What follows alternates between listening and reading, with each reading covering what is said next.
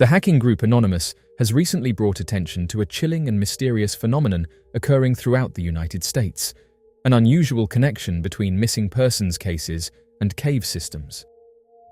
In a widely shared post, the group highlighted data showing that the locations of unexplained disappearances appear to align with extensive cave networks spread across the country. This revelation has sparked intense speculation, with many questioning whether something strange and possibly sinister is happening within these remote and largely uncharted underground spaces. One of the most unsettling aspects of this phenomenon is how closely maps of missing persons cases match up with the locations of known cave systems. Several independent researchers have confirmed this correlation, noting that many disappearances occur near national parks, deep forests, and areas with significant underground passageways. While some might argue that the connection is purely coincidental, others point out that the sheer number of cases following this pattern suggests otherwise.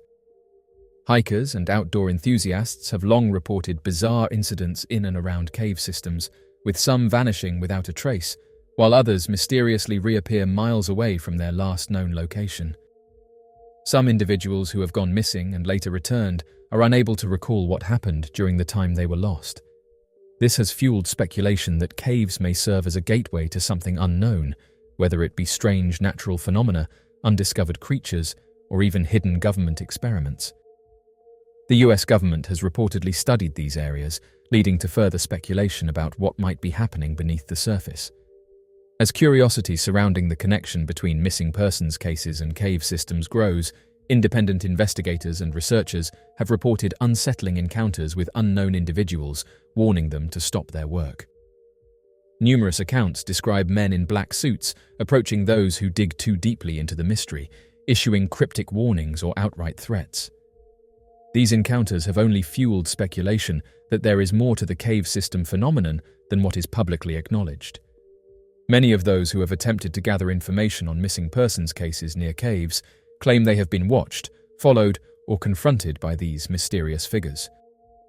Some have received untraceable phone calls instructing them to abandon their research, while others have been visited in person by men who refuse to identify themselves. Their message is always the same: stop asking questions, stop investigating, and stop searching for answers. The intimidation tactics have led many to believe that there is something being deliberately concealed.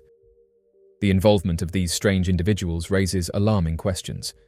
If the disappearances are merely natural accidents, why would there be an effort to silence those investigating them?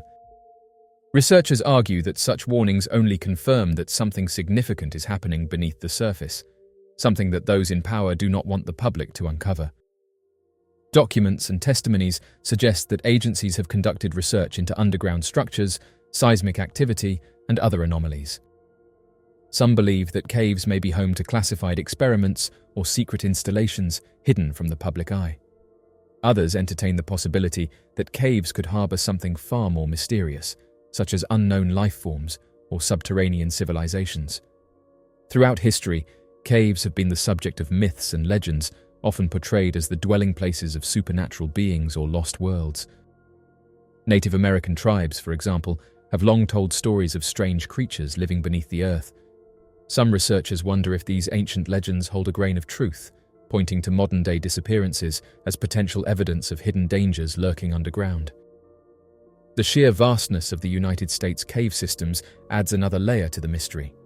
Some of the largest cave networks, such as Mammoth Cave in Kentucky, extend for hundreds of miles, with many unexplored passages. The possibility of vast, interconnected underground regions raises questions about whether people who go missing near these areas could somehow end up deeper underground, either by accident or through circumstances beyond their control. One of the most famous cases that adds to this mystery is that of experienced hikers who suddenly vanish in remote regions, only to be found days or weeks later with no memory of how they survived. In some instances, their bodies are discovered in locations that would have been nearly impossible to reach on foot, let alone in a disoriented or injured state. These cases defy logic and conventional search and rescue patterns, leaving investigators with more questions than answers.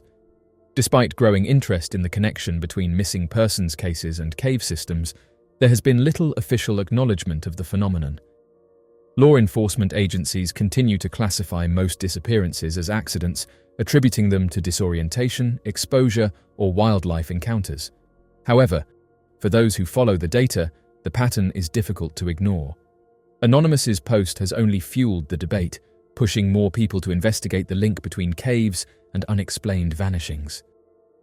The mystery surrounding America's cave systems remains unsolved.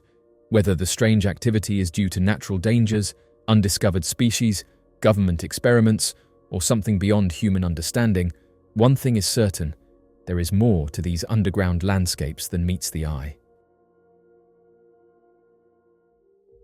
According to Anonymous, along with multiple other sources, there exists a covert office within the CIA that has been actively involved in the covert operation of recovering and retrieving unidentified objects that have crashed in various locations worldwide.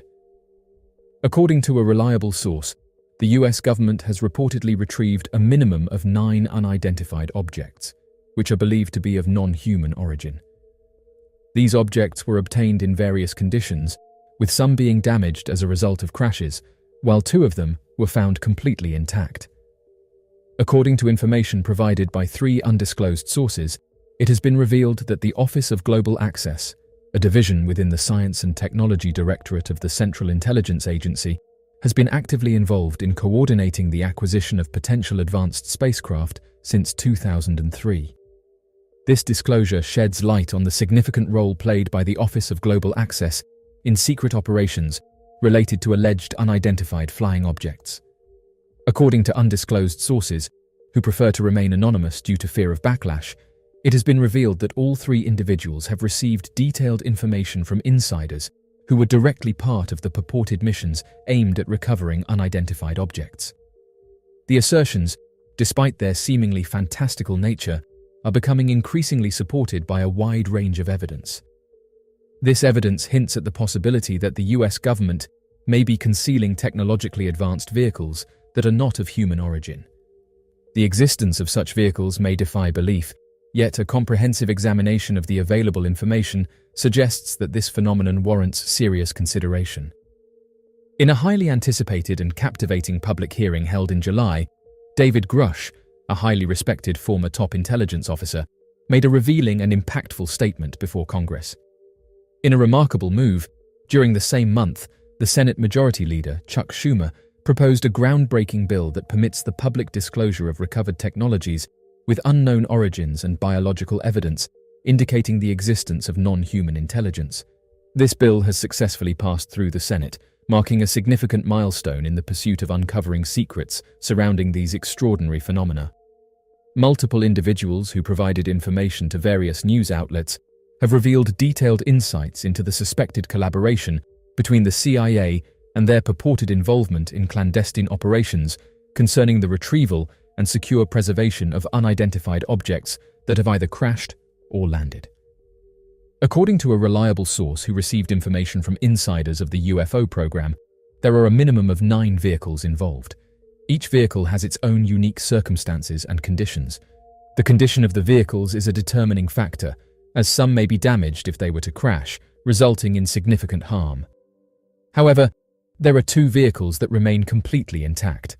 It is essential to consider the physical state of each vehicle, as it greatly impacts their functionality and resilience. According to the source, the Central Intelligence Agency possesses a sophisticated system that can detect unidentified flying objects even when they are concealed from human sight. Additionally, in the event that these unconventional aerial vehicles manage to touch down, crash, or are forcibly grounded on Earth, specialized military units are promptly deployed to recover any surviving remains or wreckage. According to an additional informant familiar with the responsibilities of the Office of Global Access, it has been asserted that their expertise lies in facilitating covert access for the US military to regions across the globe that are typically considered off-limits. One such example would be clandestine operations conducted behind enemy lines. The Office of Global Access plays a crucial role in granting access to areas that would normally be restricted, enabling the military to operate discreetly. According to the source, these individuals play a crucial role in aiding people with their travel needs, acting as facilitators to ensure smooth entry and exit from different countries. The source acknowledges their remarkable ability to navigate through various destinations across the globe effortlessly. These skilled professionals possess the knowledge and expertise to access any corner of the world with ease. According to numerous insiders familiar with the activities of the Office of Global Access, the bulk of their operations primarily revolve around conventional retrieval missions. These missions typically involve tasks such as locating and securing stray nuclear weapons, recovering downed satellites, or acquiring the technology of adversarial entities.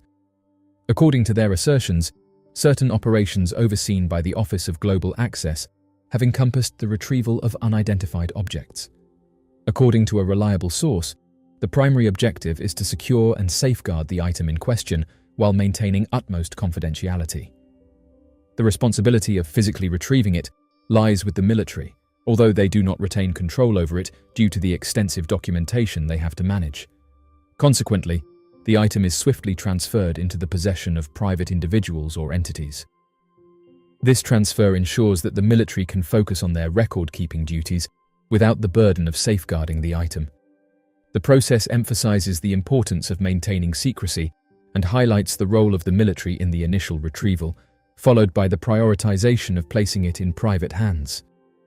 According to the published documents by the National Archives and Records Administration in December 2016, it was revealed that the Office of Global Access was just one among the 56 different offices operating within the Central Intelligence Agency. In terms of hierarchy within the CIA, the Office of Global Access's chief and deputy were among the 286 individuals holding director-level positions. In October 2015, the CIA released an unclassified organizational chart that included the Office of Global Access within the Science and Technology Department. In his 2016 book about the CIA, renowned expert Jeffrey Richelson revealed that the Office of Global Access was established back in 2003. He cited a description provided by the CIA, which highlighted the Office of Global Access's mission to seamlessly integrate analysis, technology, and tradecraft in order to effectively target challenging adversaries and ensure global capabilities for intelligence gathering. Douglas Wolfe, a former deputy director of the Office of Global Access, has made significant contributions to the aerospace industry. According to a detailed 2017 biography published by an aerospace conference, Wolfe played a crucial role in the establishment of the OGA. Wolfe's biography intriguingly mentions that he held positions where he led and oversaw strategic initiatives aimed at obtaining valuable information from highly restricted areas. Furthermore, he served as a program manager entrusted with the comprehensive acquisition of an innovative and groundbreaking intelligence source and methodology for the intelligence community, ensuring the entire process from inception to implementation was effectively managed. These programs were specifically designed to extract intelligence from challenging and covert environments, presenting a unique set of difficulties. According to information provided by two undisclosed sources to news outlets, it has been revealed that the Office of Global Access collaborates closely with specialized military units like SEAL teams or Delta Force operating under the authority of the Pentagon's Joint Special Operations Command. Additionally, the Office of Global Access also works alongside nuclear weapons experts, such as the Nuclear Emergency Support Team. These collaborative efforts are primarily focused on retrieving and gathering any crashed or landed unidentified aerial objects. However, a different individual, who has provided detailed information to members of Congress regarding purportedly recovered crash incidents, contradicts the claim that the Nuclear Emergency Support Team had participated in any of these operations.